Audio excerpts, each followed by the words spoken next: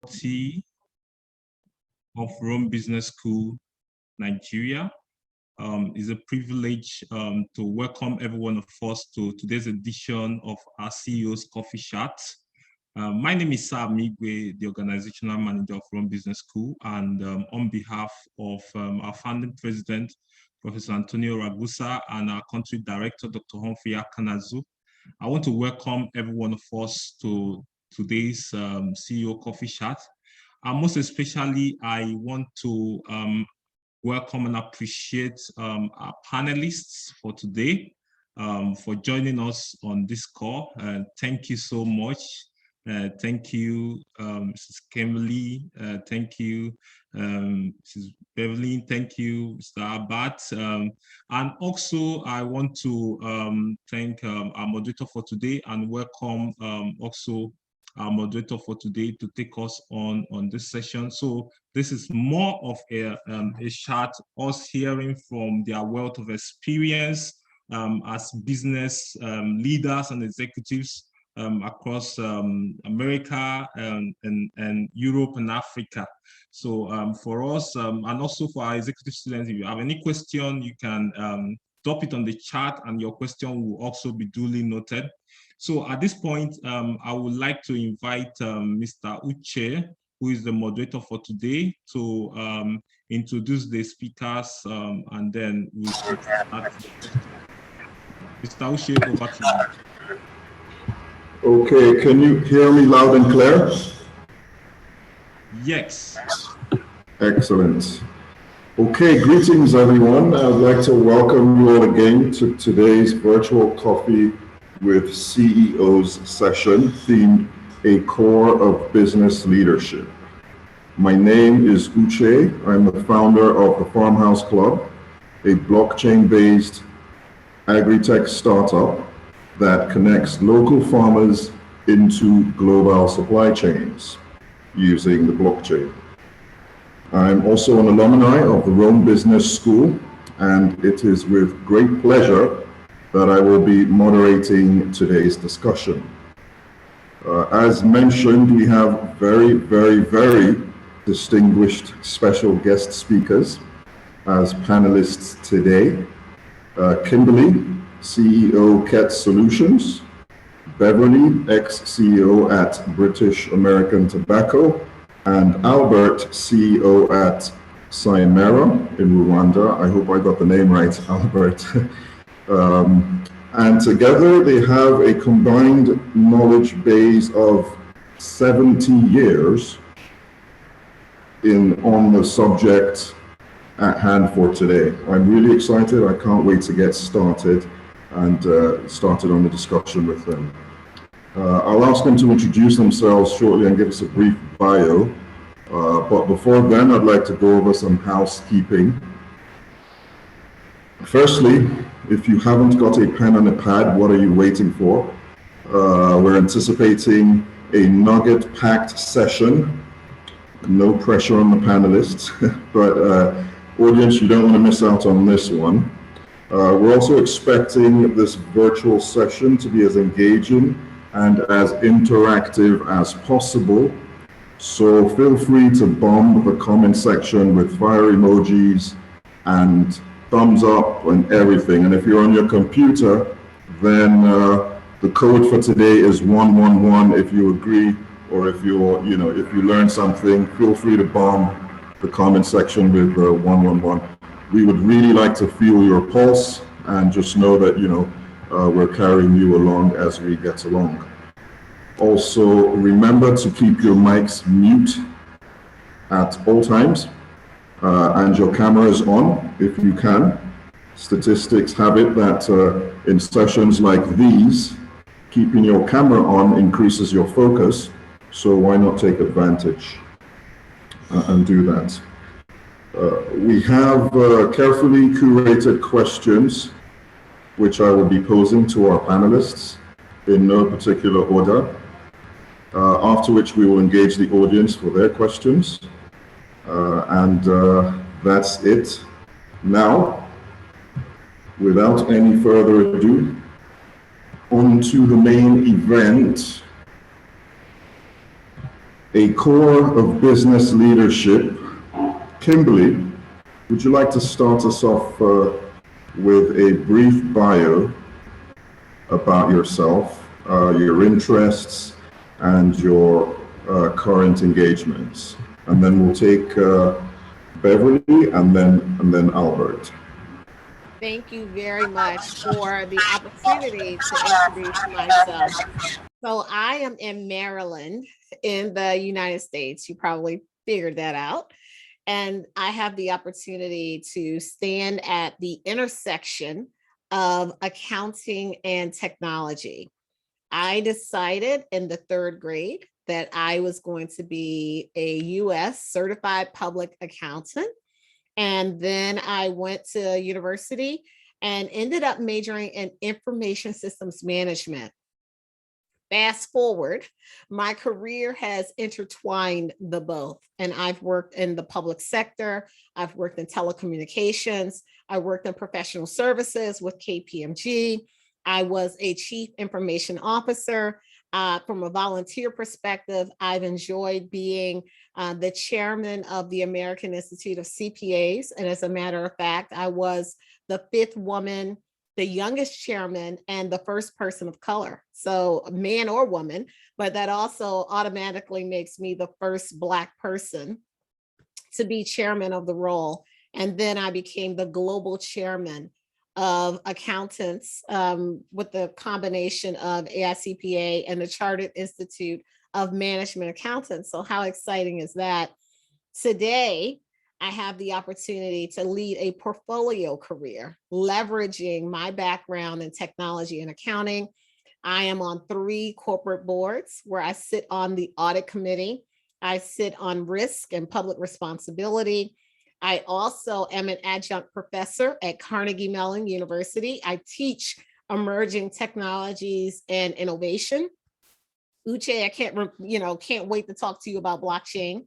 I worked at Oracle for almost 17 years, and I work with C-suite leaders on digital transformation across all industries and organizations of all sizes. And as a CEO of KET Solutions, which stands for Knowledge Empowerment and Technology, I get to do a lot of consulting engagements around transformation and business growth, and also around diversity, equity, and inclusion. So I volunteer a lot as well. Really, really excited to be here. Thank you for having me.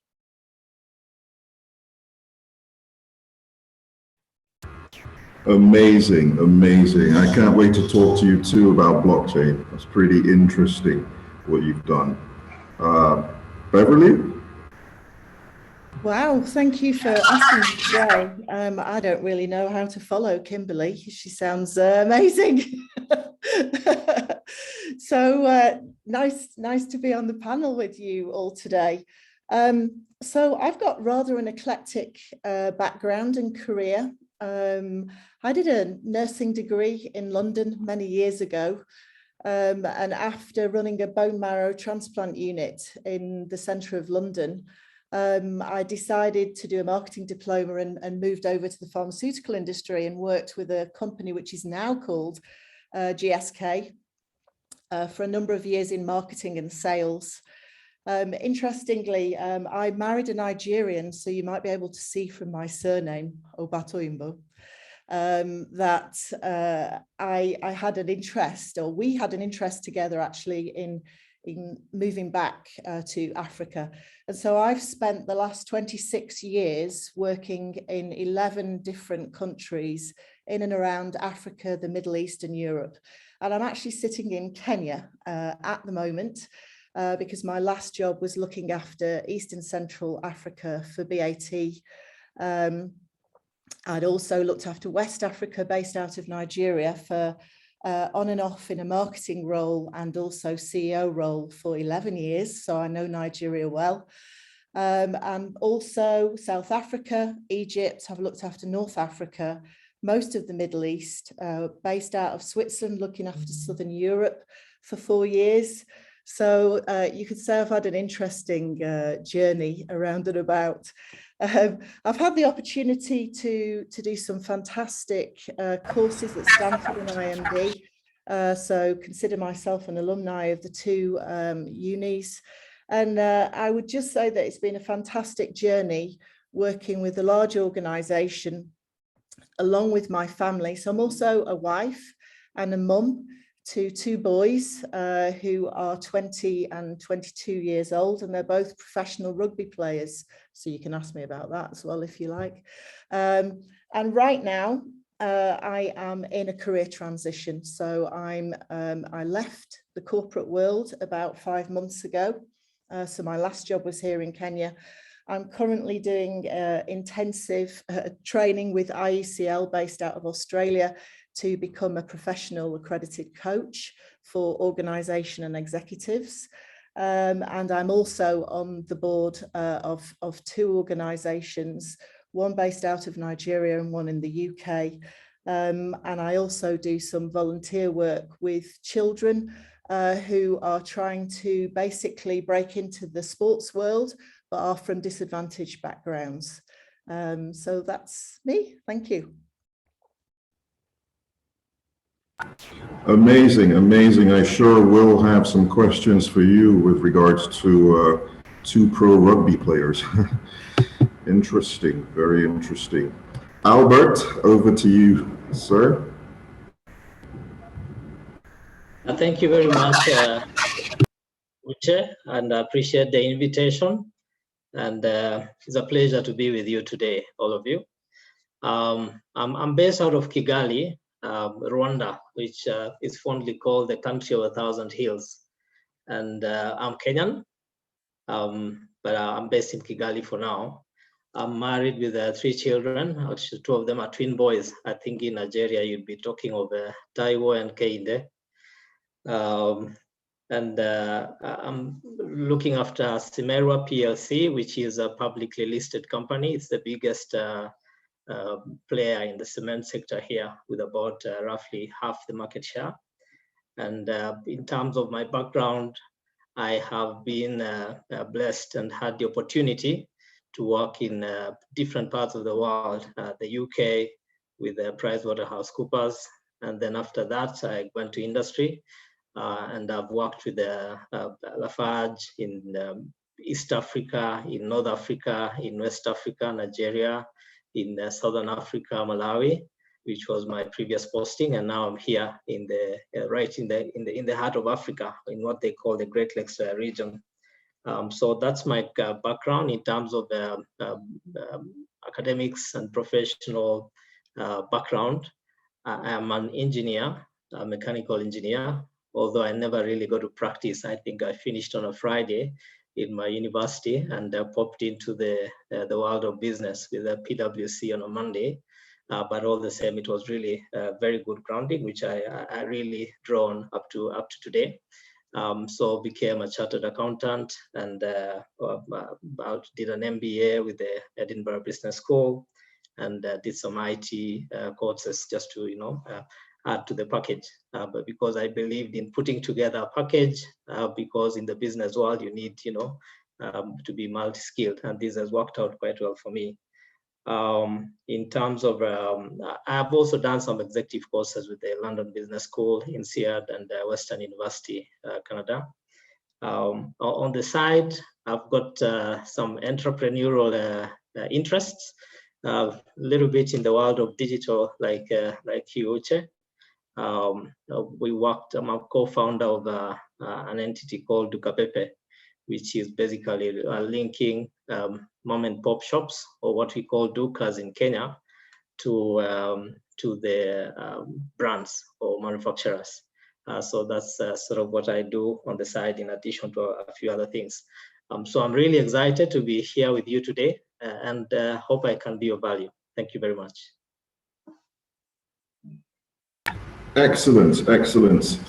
Just as earlier stated, a wealth of knowledge. I cannot wait to crack on with it. So we'll move straight on to the first question, which is, from your experience, what is the most important value of business leadership?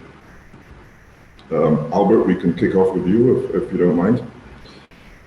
So what is the most important value of business leadership?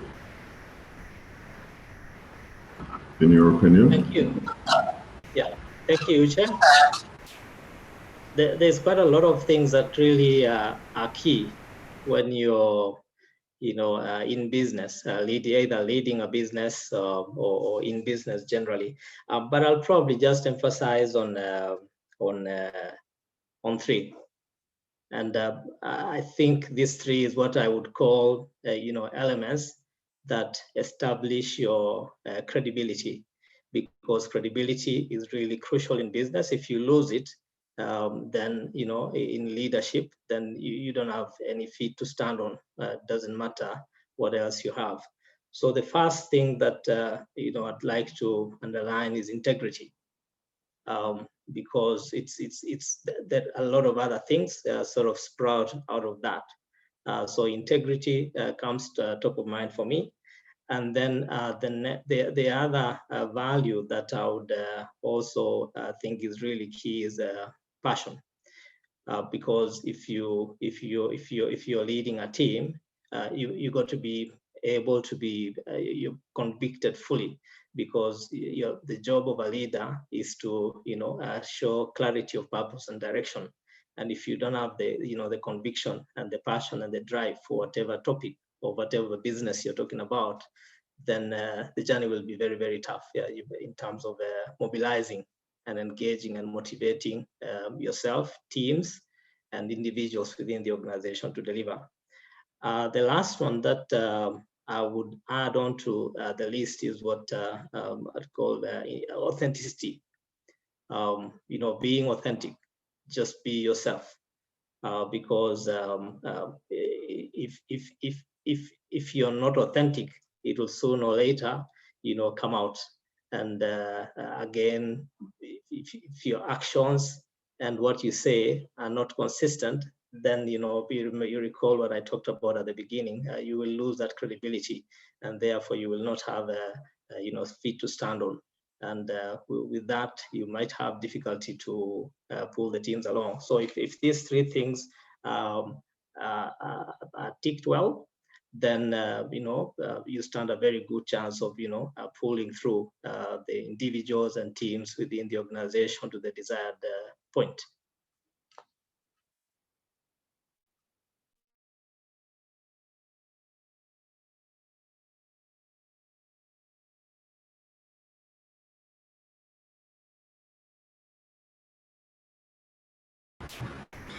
Excellent, thank you very much. So I picked up integrity, credibility, passion, and authenticity from what you just said as key values of business leadership. That's pretty interesting that you say that. So you've got to be real, basically. You've got to be. So does that tie into leaders are born and not taught? Because you can't, in that sense, it seems to me like a leader can only be a leader if they're passionate about a subject. So if they can grow passion, then they can lead in that field. Is that would you agree with that, or? Sorry, Uche, could you just repeat? There was a bit of an echo.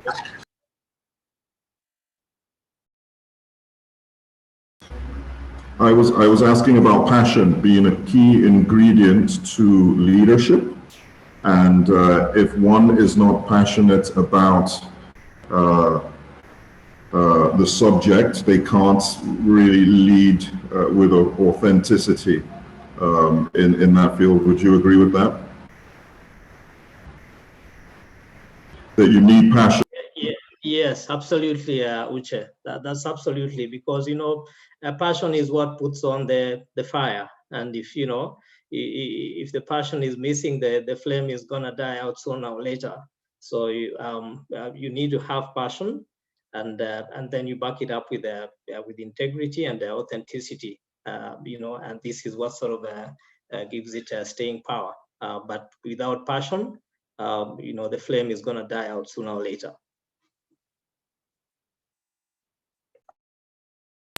Got it. Thank you very much. Kimberly, Have you got any additional notes on that? Absolutely. And I think, before I even say my own thoughts, I think you brought up, Albert, extremely good points on integrity and also passion, because leaders lead people, managers manage tasks.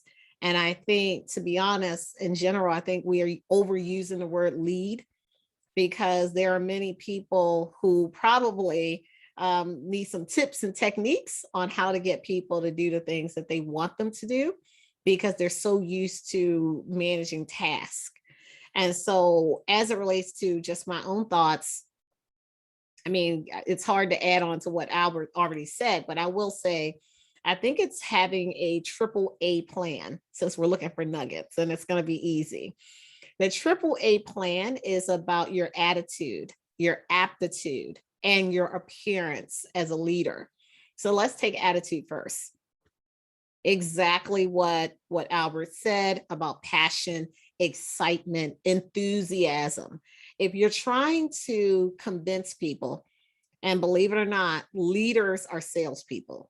You've got to be, because you're persuading people to do things that either one, they don't know they want to do, or two, that they just flat out don't want to do. And so you've got to convince them. Now, yes, you could have positional power, but we've all learned from history and other examples that being a leader because you have the title isn't what's going to make people follow you. People have to want to follow you, and they have to believe in you. So as the A in attitude states, it's your approach also to how you approach leadership and people management and getting people on board. Do you also anticipate the future? Are you looking around corners? Are you curious? Are you willing to challenge the status quo? All of those things are around attitude for me. It's just your general outlook and approach to life. And when you think about people, process, and technology, the recognition that all of those things, people are the most important. And I say that being a CPA with an accounting background, I say that having a Master of Science from Carnegie Mellon and information technology, having a technology background, and having worked at Oracle. Even with all that, I still say people are the most important. The second A is aptitude. Leaders are generally going to be a little more well-read. They're going to be out in front, thinking about what other leaders said. I mean, Uche, you've already demonstrated your well-readness and the things that you said already in leading this topic. When you talked about, are leaders born or are they made? You're talking about topics that have been debated for years and years, but you know that. You've already talked about what you're doing in the blockchain area. So you are well-read. You're looking at what's not only happening in the continent of Africa, but you're looking at what's happening globally. Leaders are thinking broader than where they are. And it's not just about what's happening today, it's what's happening potentially tomorrow. So if you know you have a gap as a leader and you know people are relying on you, shareholders are relying on you, you're not gonna know that you have a gap in an area and not do anything about it. So if AI and machine learning and robotics process automation are being talked about everywhere and it could impact your business, your competitors are doing it, you are going to go out just like you are right now and get the knowledge and skills and ability that you need. So hats off to all of you because you're already doing that part. And then when it comes down to the last A, appearance, and that's appearance in fact and appearance in optics. Integrity, ethics, the highest levels of objectivity, professional skepticism. Those are the things that we talk a lot in the US CPA world, because those are the values that will dictate how you make tough decisions. Those are the values that you can depend upon when people are looking and when people are not, because that's how sometimes people find themselves in defining moments that are ethical dilemmas. If you rest upon your core values, and those core values are around integrity, then when those decisions come, and they will come, you will always know that your appearance in the inside matches what's on the outside. And those are the things I think that are really important. So that, back to the point, the AAA plan is attitude, aptitude, and appearance.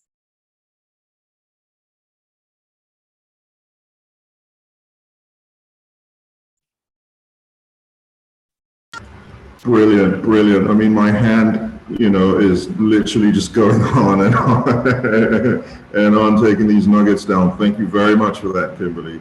The AAA, if anybody missed it, attitude, aptitude, and appearance. Okay, Beverly, do you have any additional thoughts? It's so difficult to follow after these two. Yeah.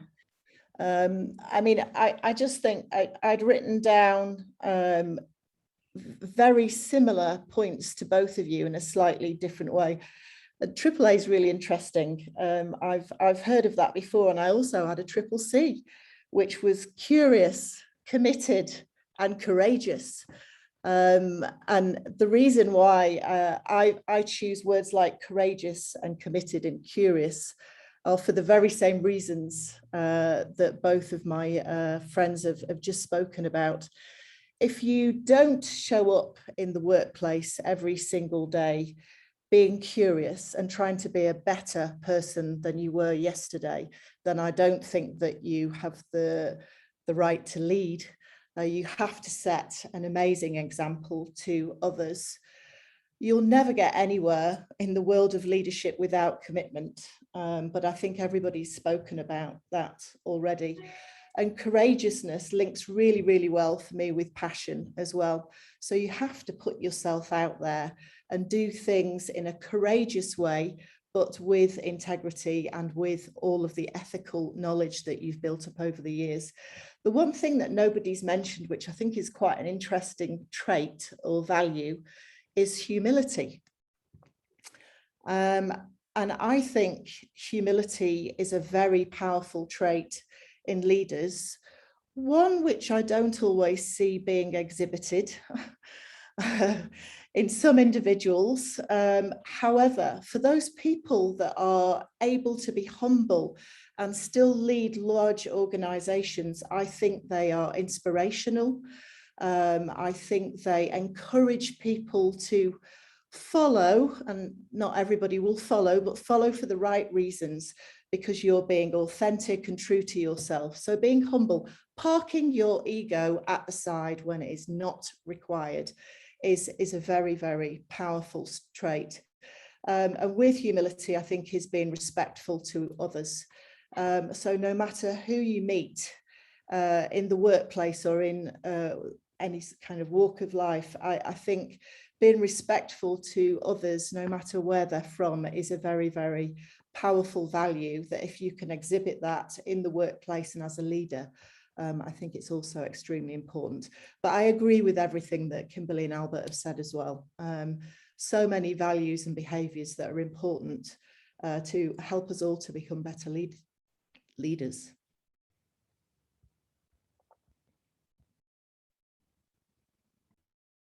Amazing, amazing. Just as expected. So just to recap, we've got CIP, credibility, integrity, and passion.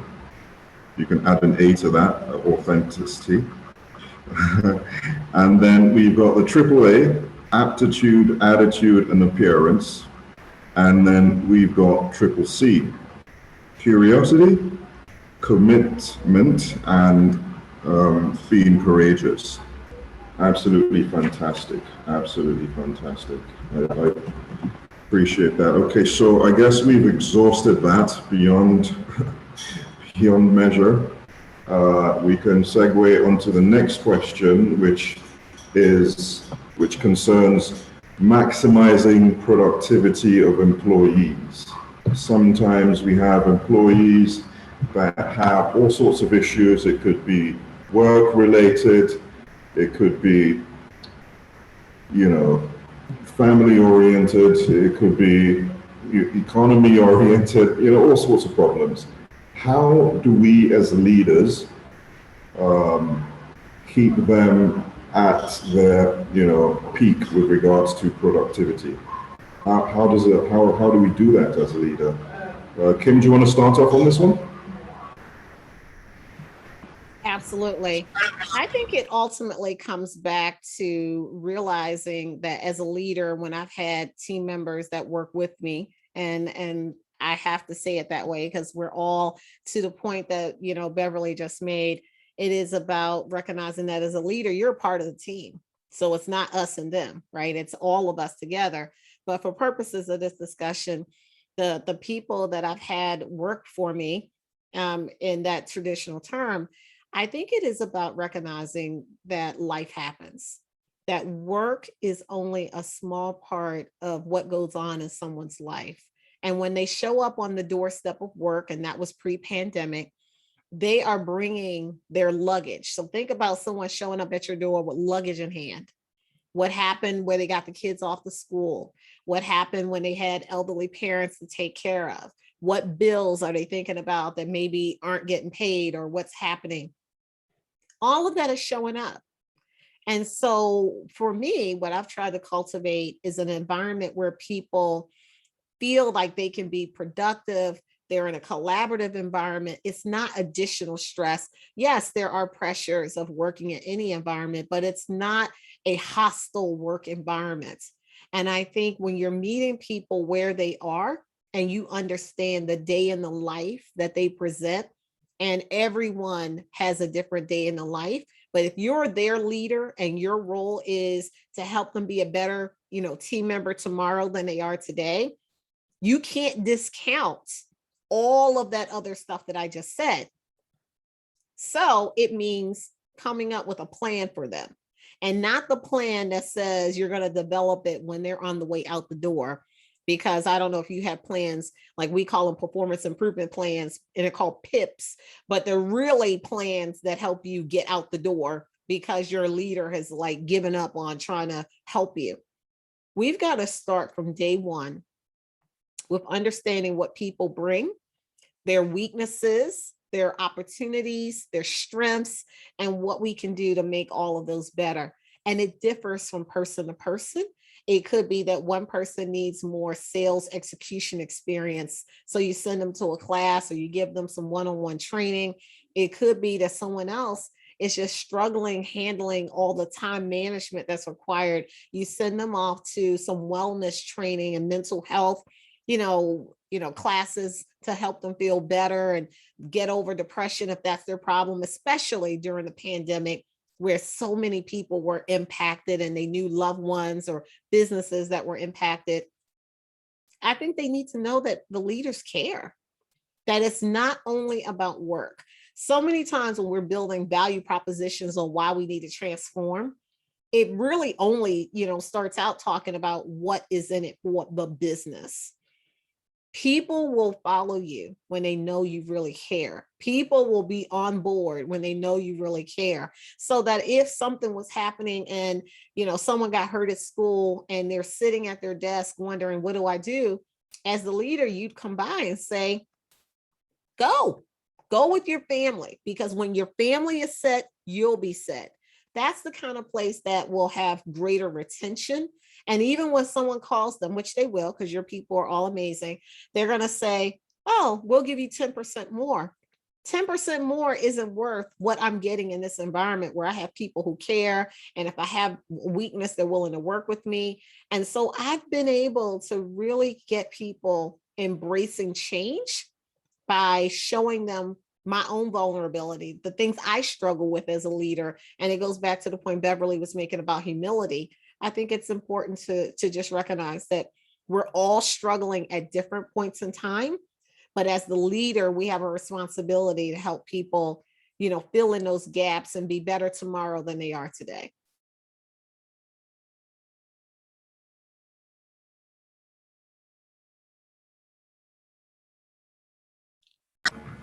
Amazing.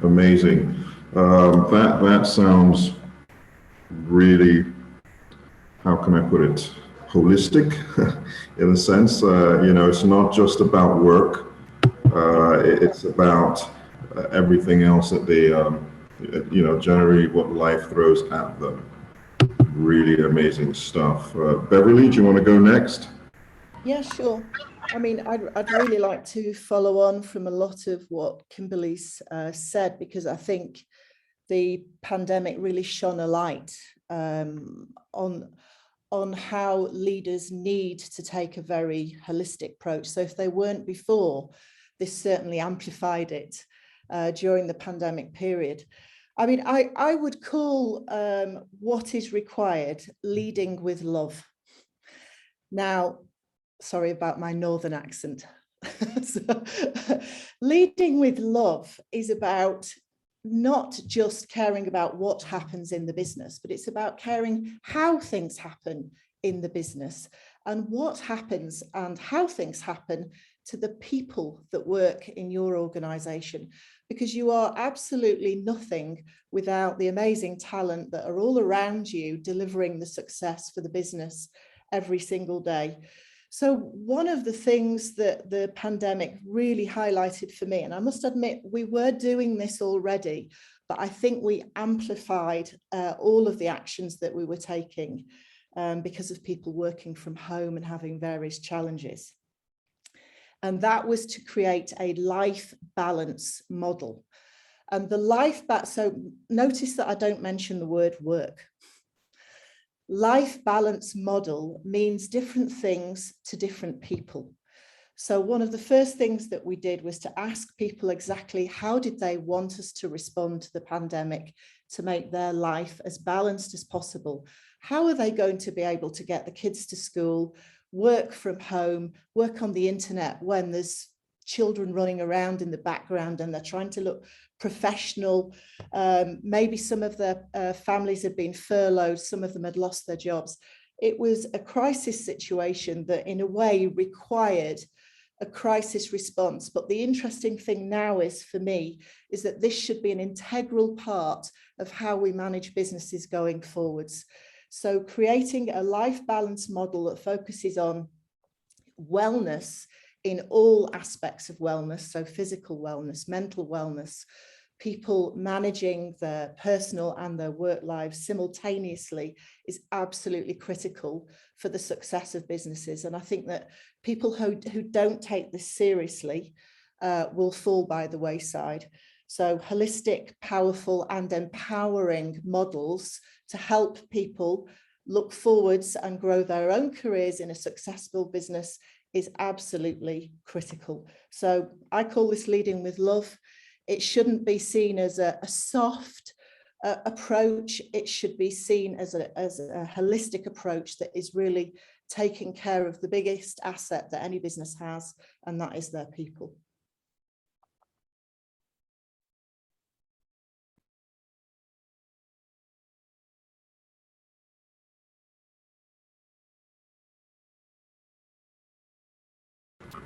Okay, that's interesting. So again, we're getting the idea that people matter, and looking after their interests will ultimately lead to extracting the best value out of them, right? Albert, any additions to that?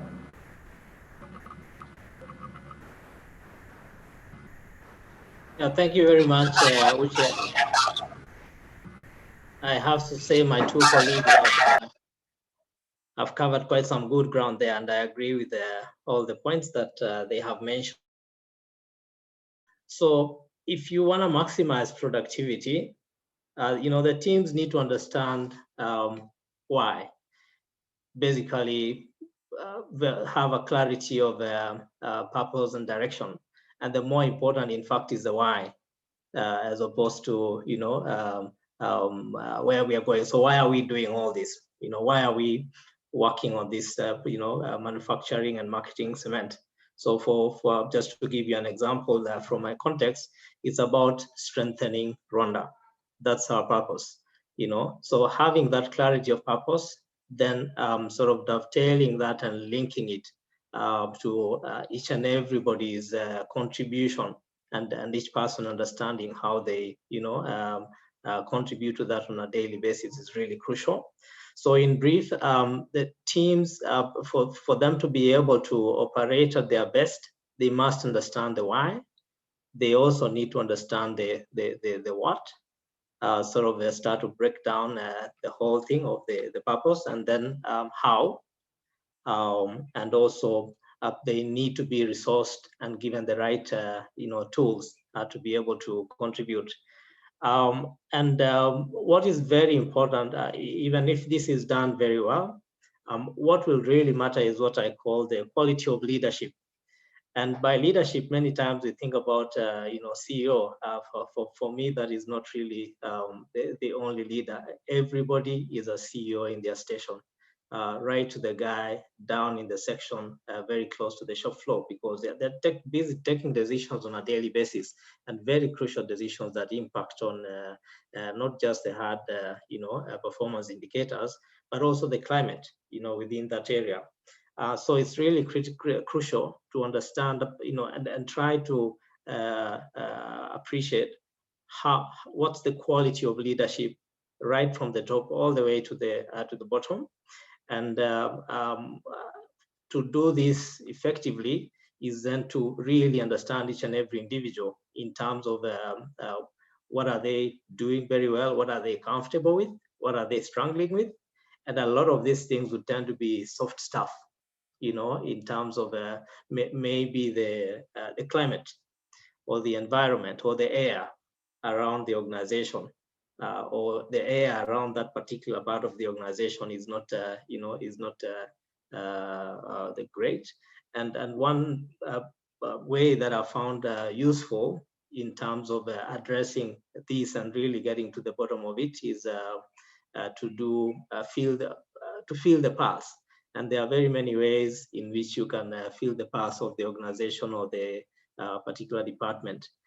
You can do surveys, and it's amazing the sort of feedback that you tend to get, that maybe there's poor communication, or maybe there's motivation issues resulting from lack of equity based on different things. Sometimes it could be paid, sometimes it may not be about pay. So, if you gather all these things, then you then develop an action plan to address them. So what's really crucial, though, at the end of the day, is the climate that you manage to create as a leadership, meaning the CEO and the rest of the colleagues. And I don't want to repeat what my colleagues have said, because I would fully agree in terms of developing the right climate. And this is at the core of it, because as we said, we are dealing with people. And these are the ones that are gonna be delivering, this expected productivity.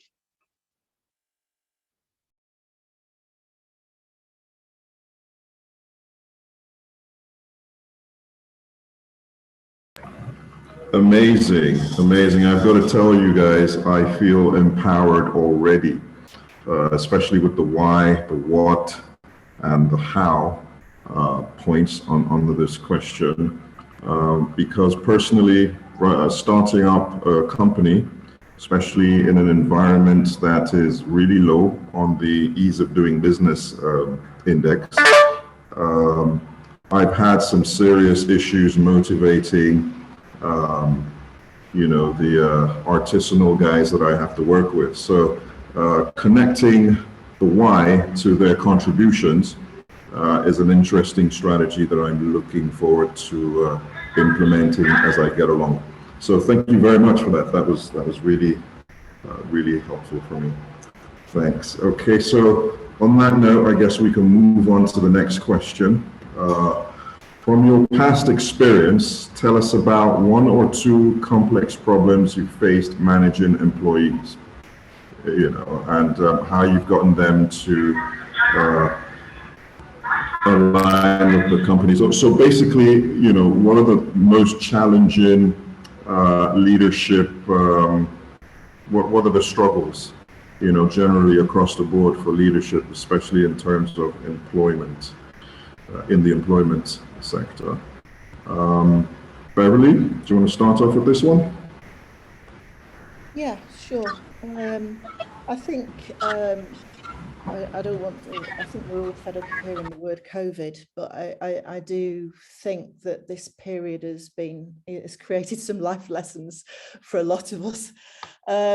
So I think one of the most challenging periods for me in recent times has been how to keep a business running, a factory running, exports running, people safe, when we have this pandemic sort of running amok around us. And I know that Albert will know what I'm talking about with regards to East Africa, because I was sitting here in Kenya, surrounded by many borders, exporting to 19 countries. And we have one of the largest factories in Africa, based here in Kenya, and we were in the middle of building a new factory when the pandemic hit. So it was a moment of, okay, how do we rally the troops? How do we get everybody behind us as quickly as possible, focusing on keeping the wheels turning so that we can then make sure that everybody remains safe, everybody still gets their salaries, nobody is furloughed, nobody's made redundant, nobody has a salary reduction, etc., etc. So there was definitely some purpose in that conversation. So for me, at the start of the pandemic, the first thing was to speak to the whole organization as honestly and as transparently as possible, to make sure that everybody understood exactly what was required in order to keep the wheels turning, and then go back to the team to listen to what their input was going to be in terms of how we would approach this. We learned very, very quickly. So there's 3 L's on this one: listen, learn. So listen to what people are telling you, learn from that, put things in place. They may not always work. So then evolve, be agile, and then you get to the 3rd L, which is leap. So with our team, we still wanted to deliver fantastic results for our shareholders. We were listed on the securities exchange here. People are expecting dividends, even though there's a pandemic going on. So we needed to get some growth and momentum in the business, even during difficult times. And it was the team that came up with the ideas and the momentum. So it was listen to the team, learn from them, and then leap, get on to the strategy again, be clear about the line of sight, and give that vision back to the organization, even during difficult times. Amazing experience. I would say it was a life-changing experience for me as a leader, one that I will never forget. And it's probably one of the proudest moments that I've ever had, in terms of my leadership team that were working with me, but also the whole organization and how they rallied together during this, very sort of unprecedented moment. Yeah, thank you.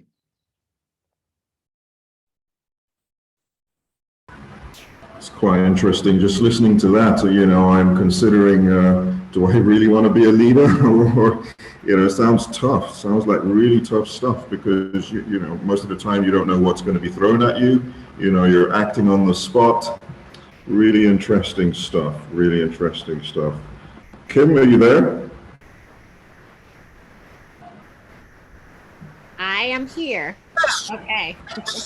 So what I would just say, and always a great thought, Beverly, on the things that you say, you and Albert both, absolutely amazing. I hope we can stay in touch and see each other in person somewhere in the world when we're finished with all this pandemic stuff.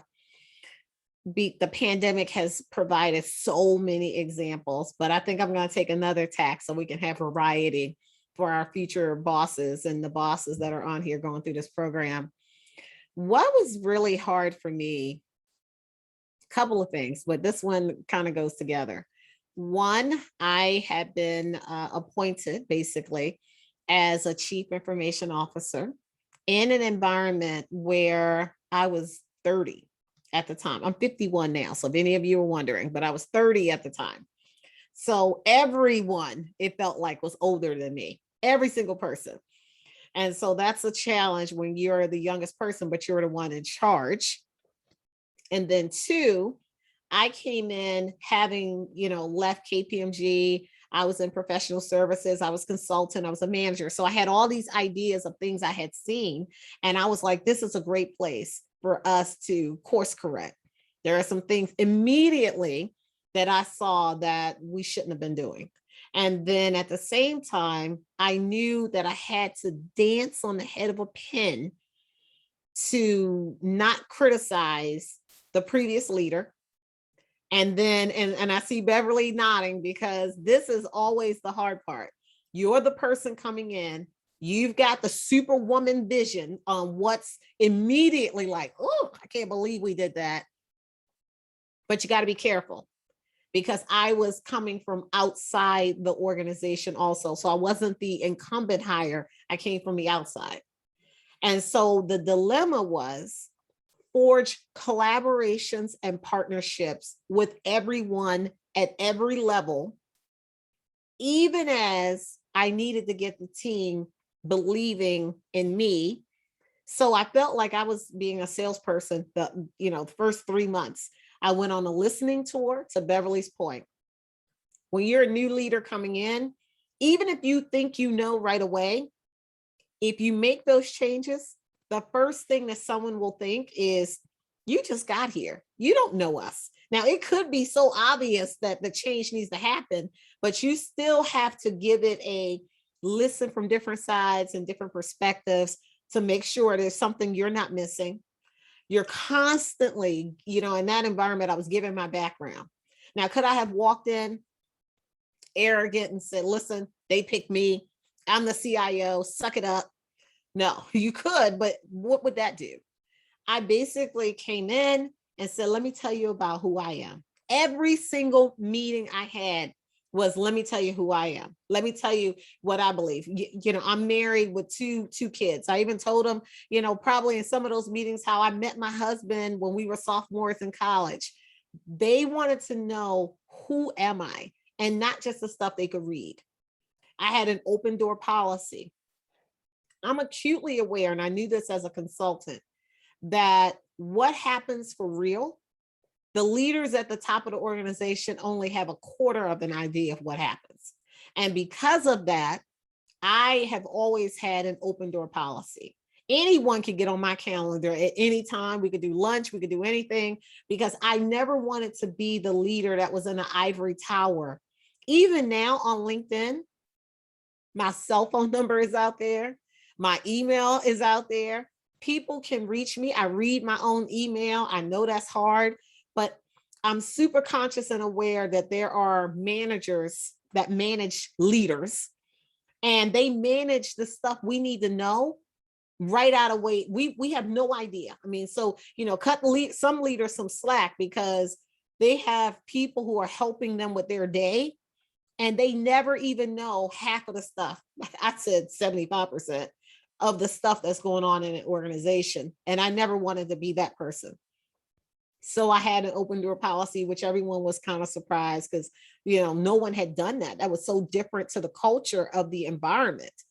And then when I started making the changes, I communicated. I said what I was going to do. I did it. And then I said what I did. And I said why. Albert talked about clarity of purpose. When you are selling change and you're the outsider coming in, it would be no different than if I got a job in Africa. And if I was showing up in Kenya, the first thing they're going to say is, where is she from? Who is she? Why could she get this job? She has no street calls. I'd have to come into the environment, pay my dues, show up in the local environments, be a part of the environment. Don't come in and keep myself apart. Can't keep my United States ways. You're in Africa, you better do what the African people do. You can't be doing what the United States people do. You have to be mindful of the environment that you're in if you're going to come in and build trust. And it's all about trust. And so I did get the people on board. I had to sell my ideas. And yes, were some of them exactly what I knew when I showed up? Yes. Were some of them different because I just didn't have all the data? I'm so glad I didn't make the decisions, because that would have, one, hurt the morale, And two, it probably would have been the wrong move because there were some things I didn't know. But at the same time, when you're the outsider and you're younger than everybody else, and it was a political environment where they kept thinking I was somebody's sister, cousin, you know, somebody's girlfriend from 3 years ago. I don't know what they could have thought because it was a political environment. I had to keep selling my credentials. This is where I went to school. Here are the credentials that I have. I earned this job, and say that over and over and over again. And as leaders, you can't sit on a high horse and say, I'm the boss, so listen to me. It's servant leadership. Leaders end up working for everybody.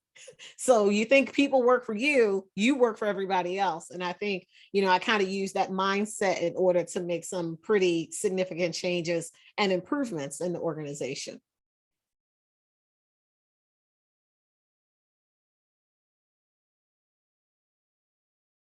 Excellent stuff, really excellent stuff. So kind of ties back into what Beverly said on the first question with humility. Integrate into the system and not seclude yourself and lord it over you know, people you work with. Definitely sounds like that will get you further along. Interesting stuff, interesting stuff. Albert, have you got anything to add to that? Thank you. Thank you, Chair.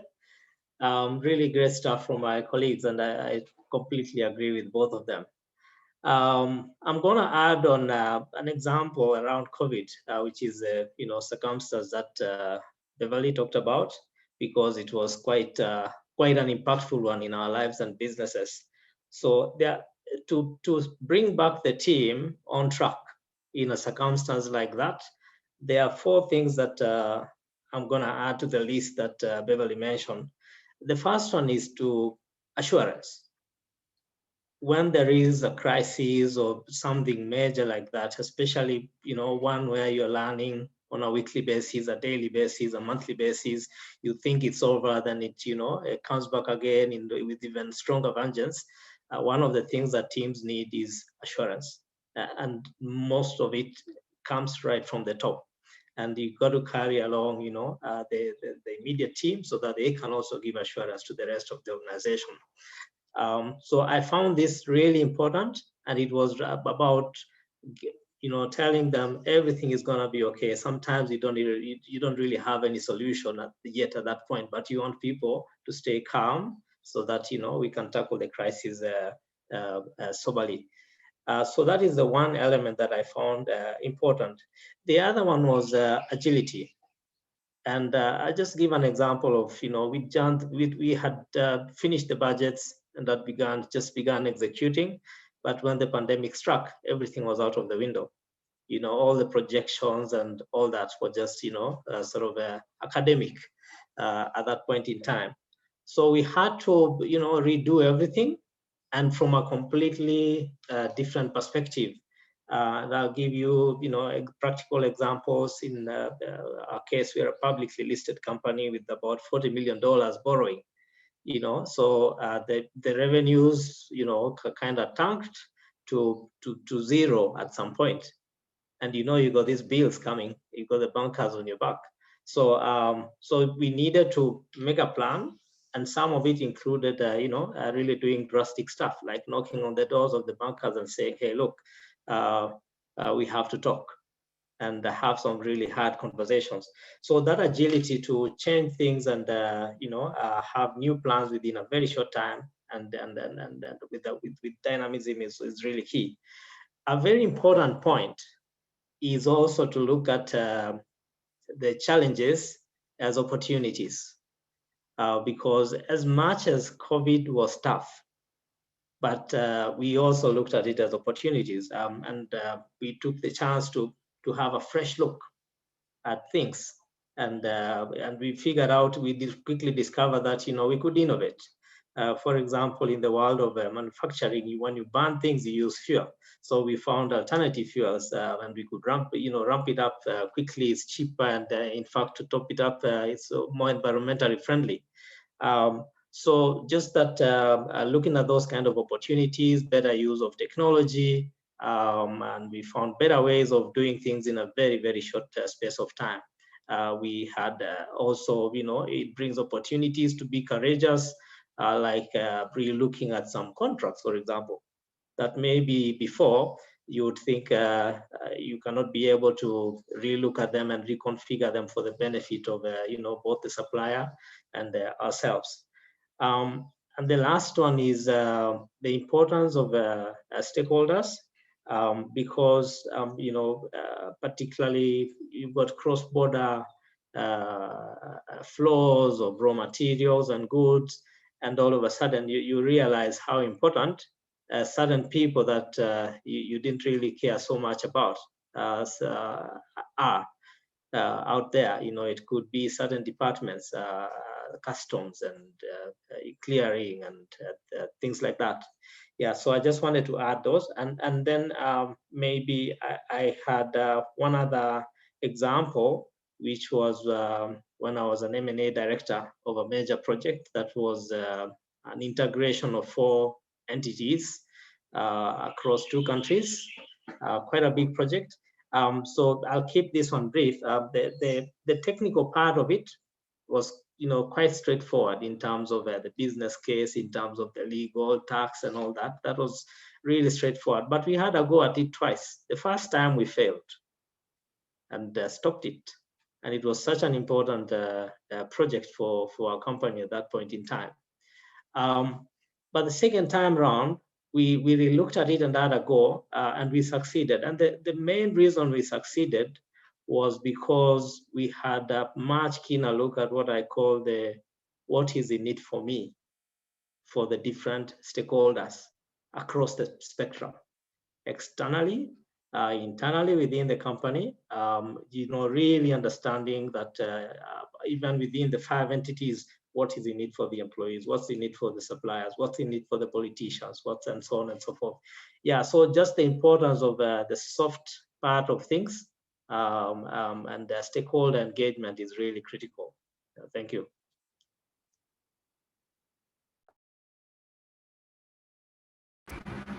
Amazing stuff. I'm afraid I've just gotten signaled from our host that we're fast running out of time. I didn't actually expect the answers to be this detailed and this nugget packed, but grateful all the same. I may just have time for a couple more questions before we hear from the audience, and not to put anyone on the spot. So I'll leave this one open for whoever wants to jump in first. Despite many challenges, women are also the shining example of vital, effective leadership in the pandemic response. Countries with women who are head of state, such as Denmark, Finland, Iceland, New Zealand, Germany, and Slovakia, have been internationally recognized for their effectiveness for their response to the pandemic. Now, the question is, it's been generally said that women are more emotionally intelligent than men. Now, the question is emotional intelligence a direct prerequisite for effective leadership? Is it more so EQ than IQ for leadership? Or, is it an even match of both? What are your thoughts? I don't know, Beverly. Beverly, I could defer to you, but I will just say this and I will hand it to you, since I don't know exactly all of the different country examples, but I can say I am thoroughly not surprised. All of those things you said about women, I was like, is water wet? Of course, we're amazing. We've been waiting for everybody else to figure that out. So Beverly, I'm going to defer to you, and then I'll pick up after you speak. But both of us were smiling the entire time, because I already know Beverly's amazing. The fact that she's even on this call, all the women that are here, yes, we're awesome. So go, Beverly. I just found that a really amazing question for the moment, you know, especially after we've talked about COVID. I totally agree with you. I wondered when the other half of the world was going to wake up and realize that they've made a mistake for the last century or so. But anyway, I think people are starting to realize that women have qualities which lend themselves to being fantastic leaders. That's one of the reasons why I spoke about leading with love, because EQ is as important, if not more important than IQ in some situations. Obviously, it's great, and I obviously believe that we should have both. But honestly, emotional intelligence is so important in the workplace today. People are waiting for you to slip up and not realize the situation that you're walking into and not be sensitive to people's needs and requirements. And pragmatism, that is another quality that women have. I mean, I'm always telling my husband. So, you know, just be pragmatic about the response and get on and follow through, be committed to the end.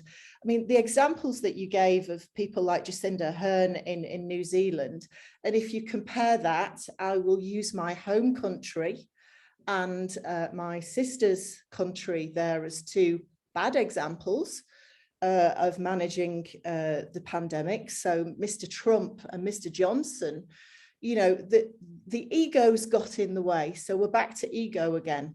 So people stepping back and measuring the scale of the crisis and then coming up with very specific actions, following them through without any concern for themselves or their, you know, the perception of themselves externally is absolutely critical in these situations.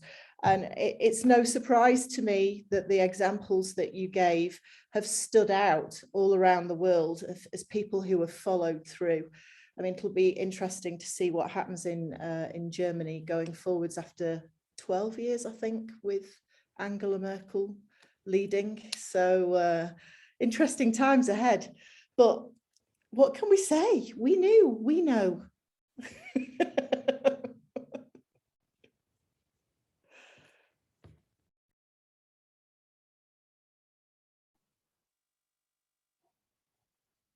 Uche, can I add something?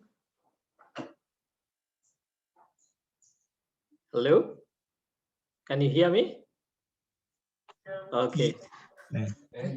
Thank you. Thank you very much. Let me speak for the men now. I have to say I agree with my my colleagues. It's really one of the most important things in delivering in any situation is the climate and awareness about it, and then awareness, and then somebody with a good EQ would tend to be more aware, more self-aware, meaning they would understand how their own actions and how the way they behave impacts the colleague next, or impacts, you know, the people next, or how the team behavior would impact, you know, the colleagues who are next. So this is really crucial, because when you're self-aware, then it means that you're able to calibrate and adjust things as you go along. So it doesn't matter if you have such a high IQ, and if your level of self-awareness is not adequate, then you're gonna have challenges.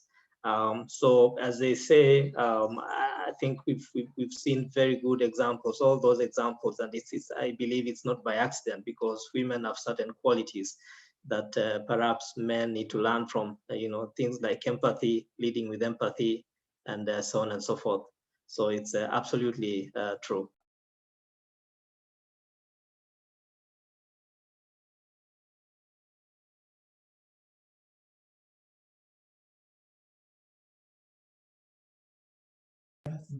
Okay, I think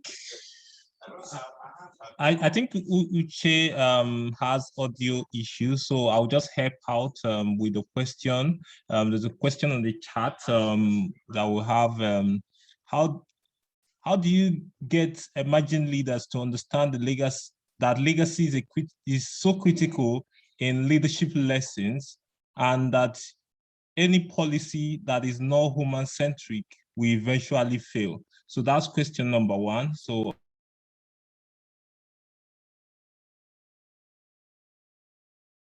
oh, good. I was trying to get myself unmuted.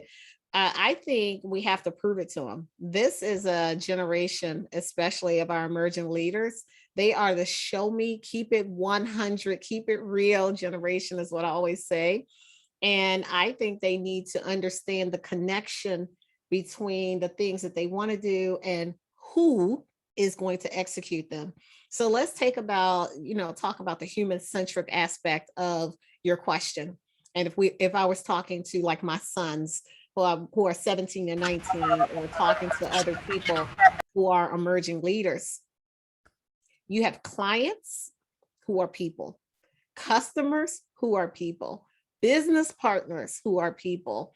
And then you've got the people who are in finance, in technology, in marketing, and in human resources. And that's just the name of few.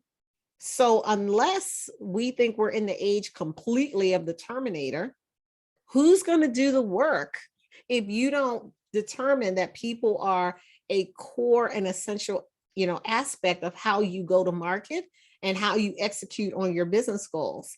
And so maybe it's just a matter of asking them, who's going to do the work? Now, it's important to have omni-channel frictionless interactions with our customers and to pay attention to the customer journey. But customers are people.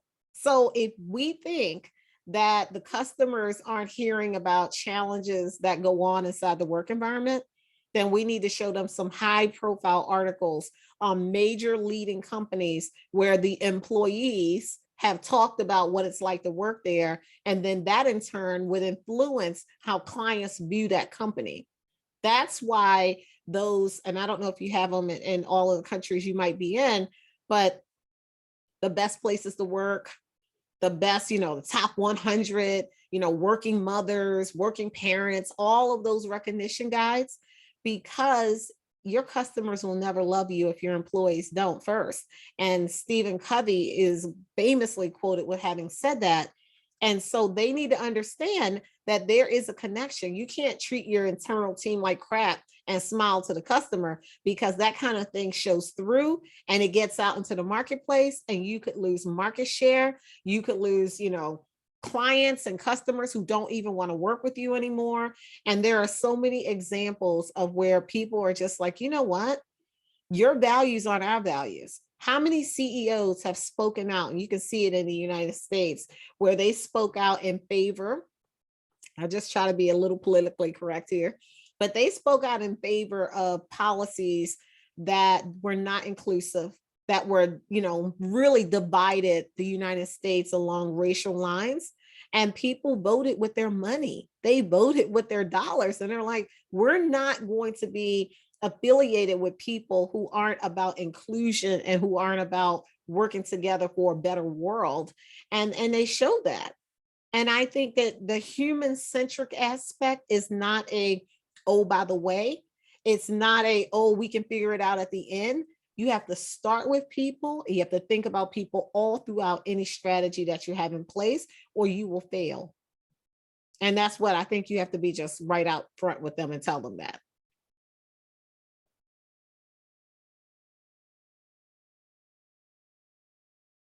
I don't know if someone wants to tackle the second part of the question. Excellent. Okay. To populate the chat with the questions, I've got another one, if I may. This one might be for Beverly again, but I mean, feel free to, jump in, anyone.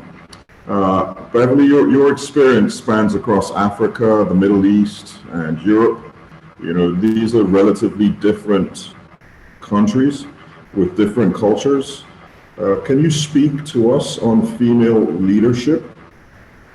Also, just to tie into that, I've heard, nobody at me on this one, and don't quote me, nobody, right? I've heard that as a woman, you can't have it all, right? You either focus on your home or you focus, on being a leader in your place of employment or your business, right? So I'm really interested to know, Beverly, how, and Kim as well, I just learned you had kids, I didn't know that previously, how you fared with juggling the two, because I've watched siblings. I don't have any kids of my own, but I've watched siblings of mine, and I can tell you, running the home is no easy feat, right? So combining that and getting to the top of your careers, as you all have done, is really commendable. So is it a fad? Is it true? Is it a myth?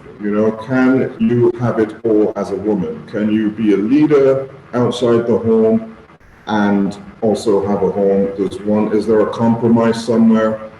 Also, how have you fared with, different cultures and as a woman, especially in places like the Middle East where, they're slowly catching on to women in leadership positions? Wow, that's like a whole day. I'm going to give you a couple of sound bites on the cultural aspect of my work. We've actually spoken about some of the qualities, I think, that lend an individual to being able to move between cultures and environments.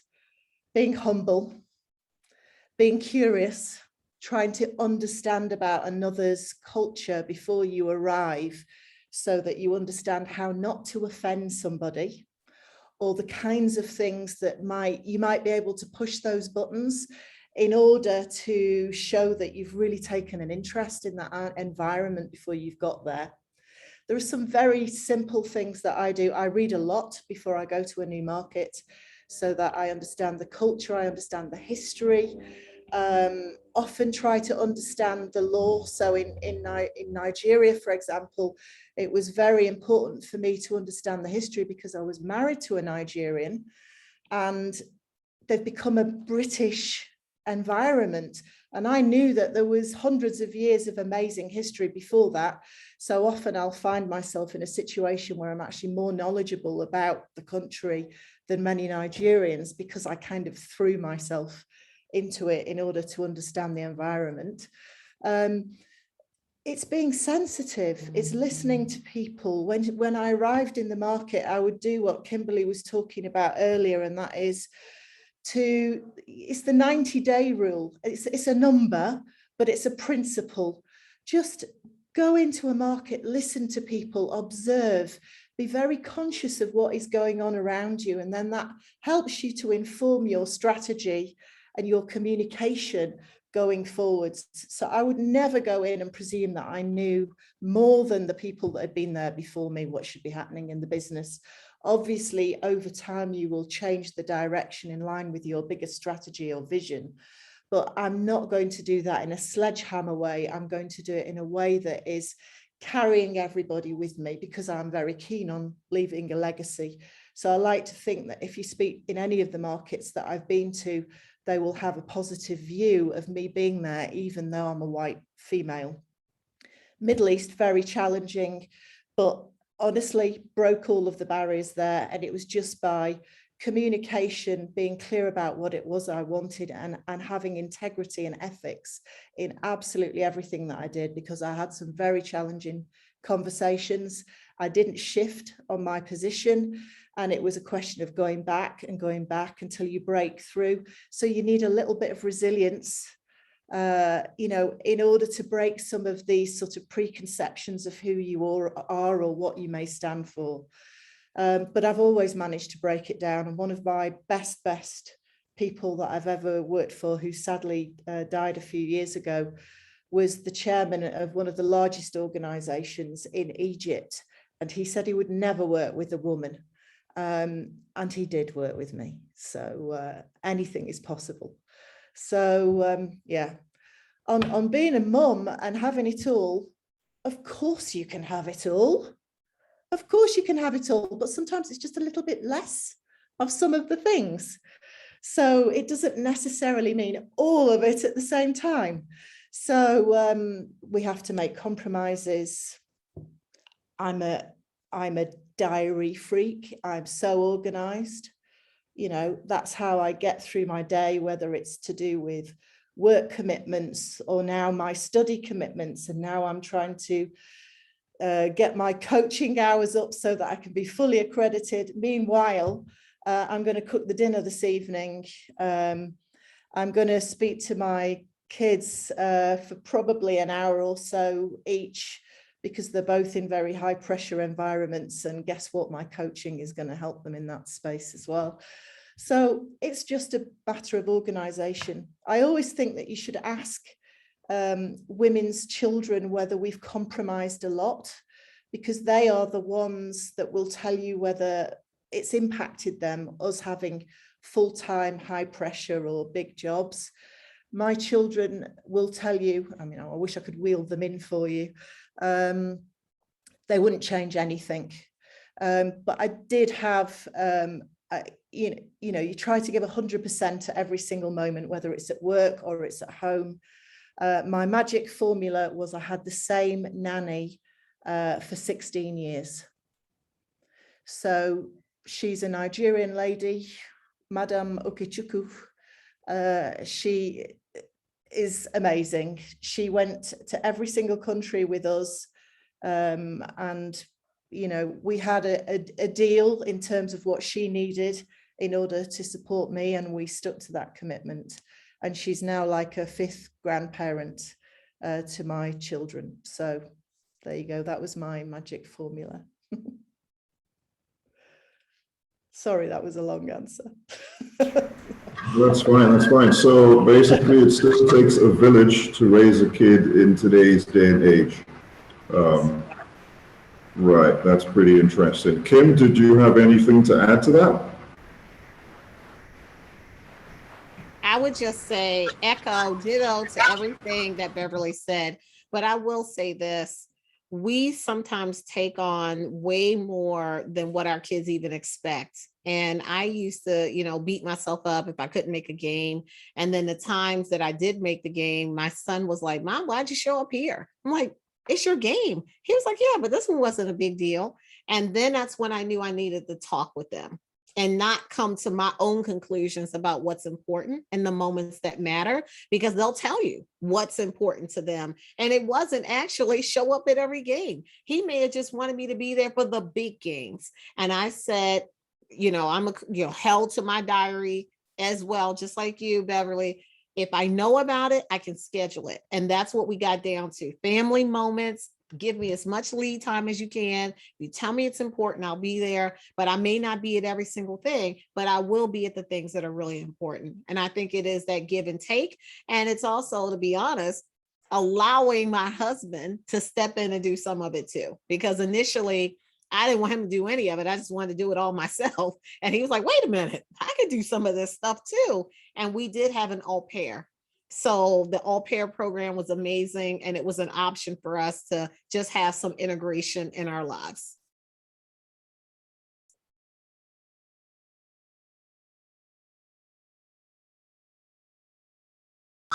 Albert, if you want to add to that very quickly, I'm getting all sorts of bells and whistles saying that, you know, we've literally exhausted time.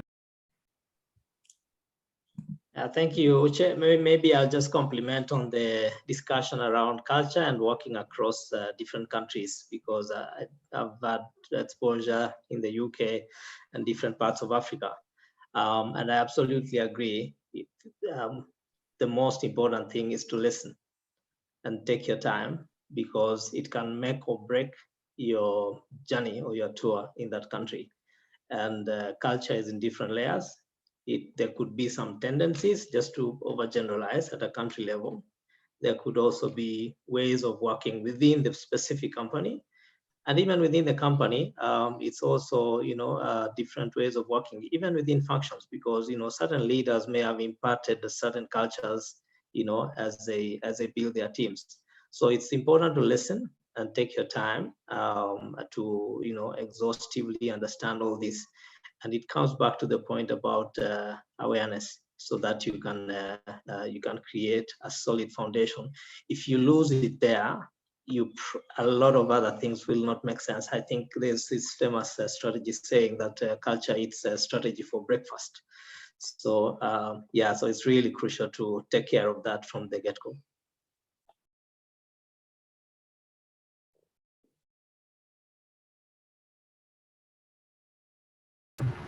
Excellent, excellent. I'm just going to ask the didactic if we've got any time for one last question, or is this time to sort of wind up? Didactic, if you can hear me, can we crack on with it, or one more question, a simple one, a quick one?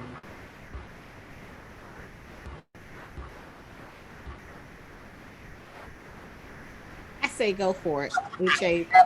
Excellent. Go for it.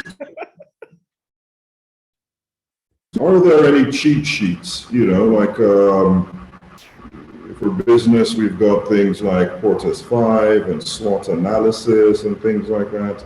Are there any tools that you could recommend, if there are, for leadership positions in organizations?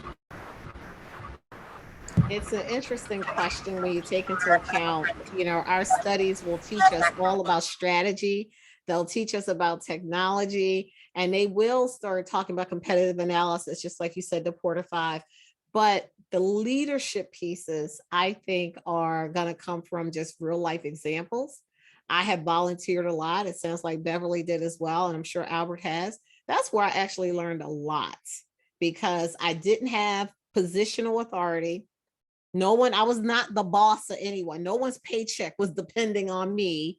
And I still had a mission to do. And I learned begging and persuading on the front line by volunteering, because the people that you're volunteering to support will not care that you're the leader of this or you're the head of that. They just know that in that role, you're providing a service. And so leadership, I think, is a contact activity. It's on the ground. You can read about it, but ultimately you need to find opportunities to put it in action and utilize that EQ skill set, the integrity skill sets, all the things we've talked about. You can't take it on and take it off. It's what you do every day, everywhere, all the time.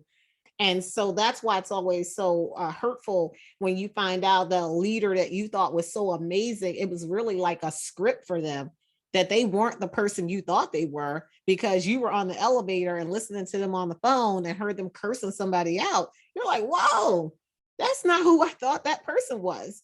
So you've got to be the leader all the time and find opportunities to maximize all the things we've already talked about.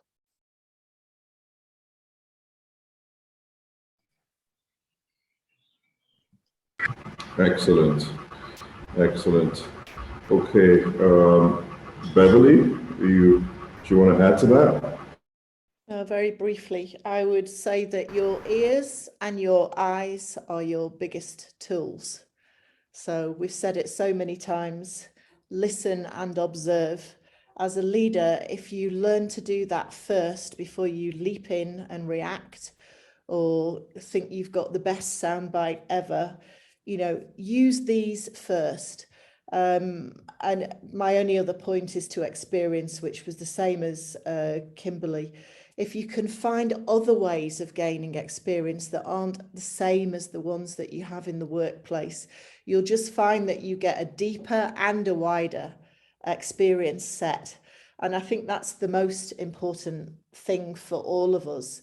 If you want to go into a position of leadership, if you've had the opportunity to work in different areas or do volunteering work or charitable work, it lends to your credibility, definitely helps with authenticity, and I think people are more trusting of you.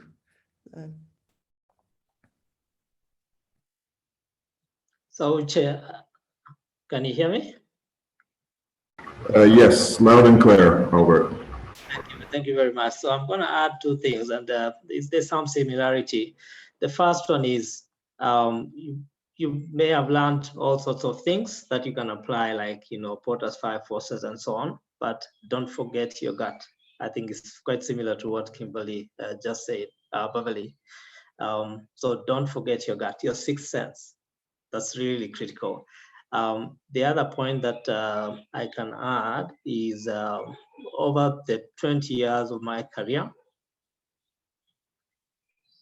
Can you hear me? Yes, over the 20 years of my career, Yes. I've always liked to tell, upcoming managers or, staff that your success in leadership, normally there is a triangle. One part of it is yourself. The other part is line manager, and the other part is HR.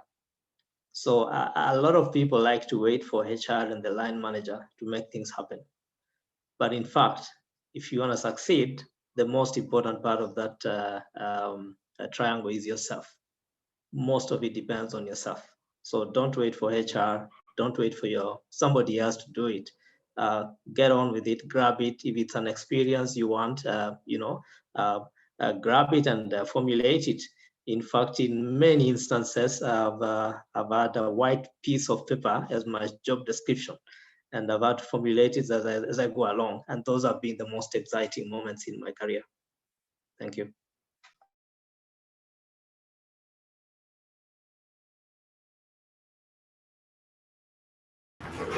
Okay, amazing stuff.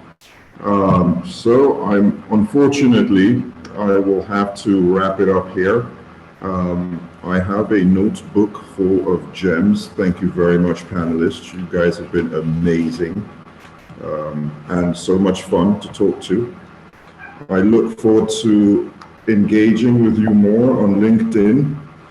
And for the closing remarks, I will be yielding the mic to Mr.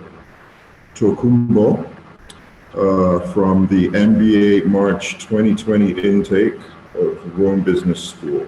Thank you very much, panelists, and over to you, Tokumbo. All right, thank you so much, Uche. And thank you for, sorry, can you hear me? Okay, fine, good. So thanks, Uche, for a very good job as the moderator, and thanks to Kimberly Ellison Taylor, Albert C.K. or CJ, and also to Beverly Obatoyimbo. Leadership to me is everything. I like what Beverly said when you said it is what you do every day, and it is what you do everywhere. And also like what Albert also mentioned, which is people look at leadership and they feel essentially is on three layers: yourself, your line manager, and then the HR. But we discover if you wait for the HR or the line manager, nothing will happen. So you need to actually kickstart it yourself. So I will end up by saying a very famous phrase by one of the leading leadership experts in the world, John Maxwell: leadership is influence. So it is really about you influencing your environment, influencing your organization, influencing people. Leadership, for example, in an organization, we talk about leadership culture. So it's a culture of the leader looking at what the organization emphasizes and simply blow it up there so that everybody lives what the culture of the organization is. Thank you so much for this very, very insightful discussion. And maybe I should yield the communication now to the didactic team. Sam, I don't know if you guys want to talk about a few master's program. Thank you so much for connecting. Thanks. Thank you so much, Mr. Tokumbo. And also thank you, Mr. Uche, for a wonderful moderation. And most especially, we appreciate our panelists for joining us today and for sharing their wealth of experience. Like Uche said, we have a cumulative of 70 years work experience in terms of across various industries and sectors as well. That means that 70 years has just been added to our age in a space of few minutes. And we really appreciate your time. And most of our students will also want to connect with you. So maybe you can share your LinkedIn URL with on the chat. They would like to connect with you and also collaborate with you. And also, Mr. Abad, we visit Rwanda at least once in a year. We're in Rwanda for a study tour earlier this year. That was in August. We were actually in Rwanda in August. So maybe when we come around next year, we'll pay a visit to your company and we'll also get to meet with you. And thank you so much. Thank you for your insights that you shared. And also thank you for taking our time, despite the fact that we overshoot our time. We sincerely apologize. We know that you're very busy and you have other engagements, but we deeply appreciate you. And so on behalf of the Rome Business School community, I want to say a big thank you to you and also to our participants. And I want to say thank you. Enjoy the rest of your day. And for us here in Nigeria, this Kimberly is the rest of our evening, actually. So thank you so much and hope to catch up with you. Thank you. Okay, maybe I should open the platform so people can actually speak and say thank you. So it's open. Thank you. You can unmute yourself. Thank you so much. Thank you all. Thank you. Thank you very much. Thank you. Bye. Thank you so Thank much. you. Thank you. Bye-bye. Bye. Bye-bye. Bye. Thank you. Bye. Thank you. Bye. Thank you. Absolutely. Thank you. Bye. Bye. Beverly, I'll link Bye. in. Thank you. Thank you. Bye. Thank you. Bye. Bye. All right. Bye.